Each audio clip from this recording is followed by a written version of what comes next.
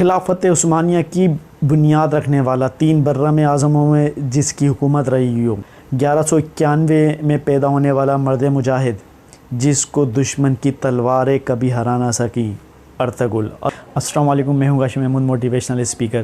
ایک دفعہ پھر سے آپ سب کو خوش آمدید۔ میرے چینل کو سبسکرائب کیجیے گا، میری ویڈیو کو لائک کیجیے گا۔ اسٹارٹ کرتے ہیں۔ ہمارے ہالی ووڈ کے بہت سارے ہیروز رہے ہیں جن کو بچے فالو کرتے ہیں۔ اسپائڈر مین ہے، سپر مین ہے، بیٹ مین ہے، اور ایکس مینس کی سیریز ہے پوری۔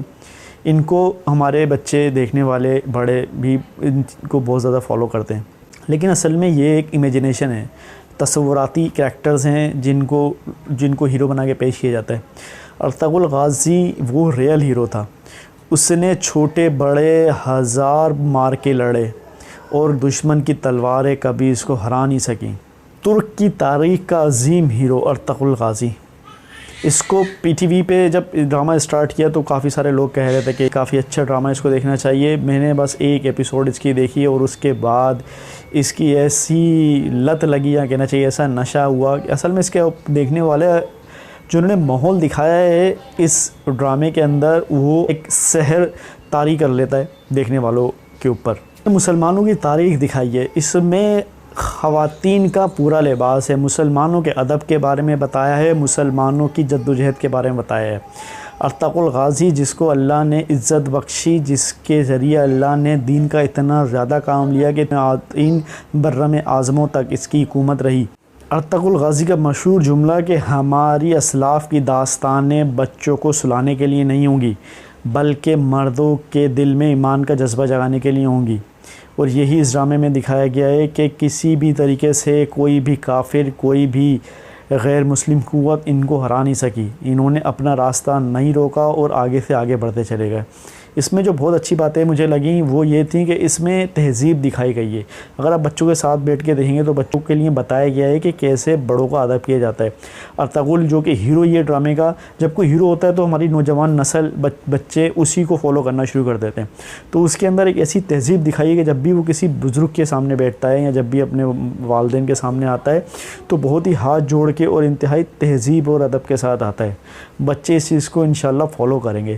یہی وجہ ہے کہ یہ ڈرامہ بہت تیزی سے لوگوں کے اندر مقبول ہو رہا ہے۔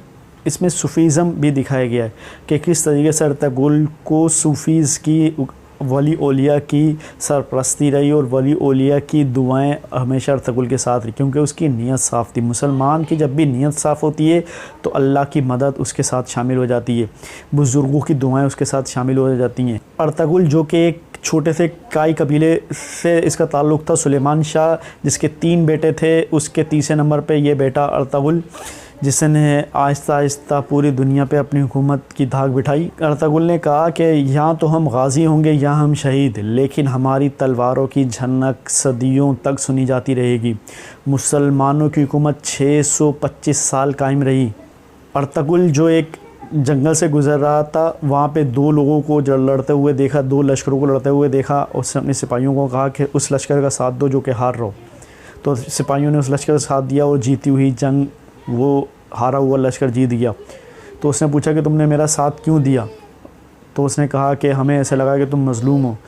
وہ تھا علاؤالدین جو کہ تتاری کی فوج کے اگینسٹ لڑ رہا تھا، اور وہاں سے اس کو صحیح طریقے سے عروج ملنا شروع ہوا۔ ارطغرل نے ہمیشہ سے اپنا ایک گول رکھا۔ اس نے کہا کہ جب تک تمہارے خواب نہیں، جب تک اس کی تکمیل نہیں ہوتی۔ ارطغرل نے ہمیشہ اللہ کے اوپر بھروسہ رکھا، ہمیشہ اپنے ساتھیوں کو موٹیویٹ کہا۔ اس نے کہا کہ جدوجہد ہماری ہوگی لیکن فتح اللہ کی ہوگی۔ کبھی کسی چیز کا کریڈٹ لینے کی کوشش نہیں کری، ہمیشہ جو بھی کچھ کرا اللہ کی رضا کے لیے کرا۔ یہ ترکش نے ایک ایسا ڈرامہ بنایا ہے اور جان بوجھ کر بنایا ہے، ایسا نہیں کہ کسی ڈائریکٹر نے کوئی ٹاپک پکڑ کے اس کے اوپر ڈرامہ بنانا شروع کر دیا، بلکہ اس کو خاص مقصد کے لیے بنایا گیا ہے تاکہ نوجوان نسل اس کو دیکھے اور اس کے اندر جذبہ جہاد یا اللہ کے راستے میں لڑنے کا جذبہ اجاگر ہو۔ اس میں خاص بات یہ دکھائی کہ کبھی بھی ارطغرل نے اپنے لوگوں کا خون نہیں بہا۔ جو آج کل کا ماحول چل رہا ہے، مسلمان کو مار کر سمجھتا ہے کہ میں نے تو اس کے خلاف جہاد کر لیا، ایسا نہیں ہے۔ تاریخ میں بھی یہی ہے کہ کبھی بھی مسلمان کا بھیجا خون نہیں بہا گیا۔ جو غدار تھا یا جس نے مسلمانوں کو کافی نقصان پہنچایا، صرف اسی کو ڈھونڈ کر، ثبوت کے ساتھ ڈھونڈ کر صرف اسی کو ختم کیا گیا۔ ارطغرل نے کبھی ہار نہیں مانی. اس نے ہمیشہ کہا کہ جب تک ہمارے دل میں جذبہ ایمان موجود ہے تو دنیا کی کوئی طاقت ہمیں گھٹنوں کے بل بیٹھنے پر مجبور نہیں کر سکتی. ایسے بہت سارے موقع آئے جب چاروں طرف سے دشمن نے گھیر لیا، لیکن اس نے ہتھیار ڈالنے سے بہتر، دشمن کے حوالے کرنے سے بہتر سمجھا کہ میں لڑوں گا. اور لڑنا بھی یہ نہیں کہ صرف مجھے شہادت ہی چاہیے، بلکہ کافی جگہ موقع ایسے آئے کہ جہاں پہ کوئی راستہ نہیں تھا اور اس کے ساتھی بھی سمجھے کہ اب تو ہم نے شہید ہونا ہے، لیکن اس نے ایسی اسٹریٹجی نکالی کہ اپنے ساتھی کو بھی سمجھایا کہ ہمیں مر جانا امپورٹنٹ نہیں ہے، کیونکہ ہماری زندگی بہت زیادہ امپورٹنٹ ہے، ہم نے آگے بہت سارے کام کرنے. ارطغرل جیسے سپہ سالار بہت ہی کم دنیا میں پیدا ہوتے ہیں جن کے دل میں ایمان کا جذبہ ہوتا ہے. اس کو کافر کی کوئی تلوار زہر نہیں کر سکی.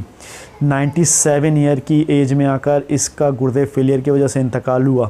یہاں پر حضرت خالد بن ولید کا قول میں دہراؤں گا، جنہوں نے کہا کہ اگر کسی کو موت آنی ہوتی، اگر جنگ کے میدان میں کسی کو موت آنی ہوتی تو آج خالد بن ولید یہاں بستر پہ بیٹھ کے نہیں مرتا. یہی ارطغرل کے ساتھ بھی ہوا.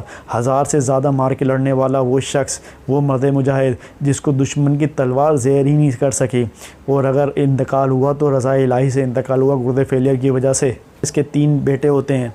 تیسرے نمبر کا جو بیٹا ہوتا ہے عثمان، وہ بھی اپنے باپ کے مشن کو لے کے چلتا ہے، اور وہاں سے ان کی اصل جدوجہد شروع ہوتی ہے، اور وہ فتوحات کا جو سلسلہ جاری ہوتا ہے تو وہ خلافت عثمانیہ کی شکل میں ہمیں جا کے نظر آتا ہے. 3 برم اعظموں پہ ان کی حکومت. مسلمانوں کو جو کہ ہمیشہ سے سازشوں کا شکار رہے ہیں، کفار کبھی بھی مسلمانوں کو سامنے سے نہیں زہر کر سکے. جب بھی زہر کرا، سازشوں کے ذریعے ان کو کھوکھلا کرا، ان کے اپنے لوگوں مسلمانوں کو خریدا، اور انہوں نے راز جا کے کافروں کو پہنچا، اور وہیں سے مسلمانوں کا زوال شروع ہوتا ہے. خلافت عثمانیہ کے ساتھ بھی ایسے ہی ہوا. 650 سال تک ان کی مسلمانوں کی حکومت 3 برم اعظموں پہ رہی، لیکن آخر کار 1922 میں اس خلافت عثمانیہ کا اختتام ہوتا ہے. 126 افراد خلافت عثمانیہ کے، جن کو جلا وطن کر دیا جاتا ہے، اور وہ مختلف، کبھی شام میں اپنی پناہ مانگتے ہیں، کبھی مصر میں جا کے پناہ مانگتے ہیں، لیکن کوئی ان کو پناہ نہیں دیتا. پہلی جنگ عظیم جب ہوئی تو خلافت عثمانی کا اختتام ہوا، اور 1922 میں یہ ٹکڑوں میں بٹ گئی، 40 ممالک میں تبدیل ہو گئی. ہر ملک کو ایک بادشاہ دے دیا گیا اور وہ اپنے ملک کو چلانے لگ گیا. ترکی کو آزادی اس بنیاد پہ دی گئی کہ یہ ایک تو سیکولر کنٹری رہے گا، دوسرا کوئی معدنیات اپنی سرزمین سے نہیں نکال سکے گا، کوئی تیل اپنی سرزمین سے نہیں نکال سکے گا، اور بوسپر نام کی بندرگاہ کو انٹرنیشنل پانی قرار دے دیا گیا، انٹرنیشنل واٹر، یعنی کہ ادھر سے جو بھی جہاز آئے گا جائے گا، یہاں پہ جو بھی ٹریولنگ ہوگی، جو بھی بزنس ہوگا، اس کے اوپر کوئی ٹیکس نہیں لیا جائے گا. یہ معاہدہ 100 سال تک کے لیے تھا. 1923 میں جو اس کا افتتاح ہوا، جو 2023 اور 2024 میں جس کا اختتام ہوگا، یہاں سے ترکی کو ایک نئی قوت ملنے والی ہے. یہی وجہ ہے اس ڈرامے کو دوبارہ دکھانے کی، کہ مسلمانوں کو پتہ چلے کہ مسلمانوں نے کس طریقے سے قربانی دی ہے. رنگ، نسل، زبان سے فرق نہیں پڑتا، فرق اس بات سے پڑتا ہے کہ اہمیت ہوتی ہے کہ وہ صرف مسلمان تھا، اس نے جد و جہد کری، اور 3 برم اعظموں میں مسلمانوں کا سر فخر سے صرف بلند نہیں کرا، بلکہ 650 سال تک اپنی نسلوں کو آزادی سے رہنے کی اجازت دی، آزادی سے رہنے کی قوت بخشی. ارطغرل نے کہا اس گھوڑے پہ کبھی سوار نہیں ہونا جس کو تم کنٹرول نہ کر سکو. اس کا مطلب اس کو معلوم تھا کہ میں جتنی فتوحات حاصل کر سکوں گا، میں اتنے ممالک پہ کنٹرول حاصل کر سکوں گا. آخری بات جو میں یہاں پہ بتاؤں گا ارطغرل کی، ارطغرل نے کہا کہ اگر حق کے راستے میں ساری دنیا بھی تمہاری مخالف ہو جائے، لیکن اس بات کو ذہن میں رکھنا کہ اللہ کی مدد ہمیشہ تمہارے ساتھ ہوتی ہے. تو یہاں تک تھی آج کی میری ویڈیو. امید ہے آپ کو پسند آئی ہوگی. میرے چینل کو سبسکرائب کرنا نہیں بھولیے گا، اور میری ویڈیو کو لائک کیجیے گا. اللہ حافظ.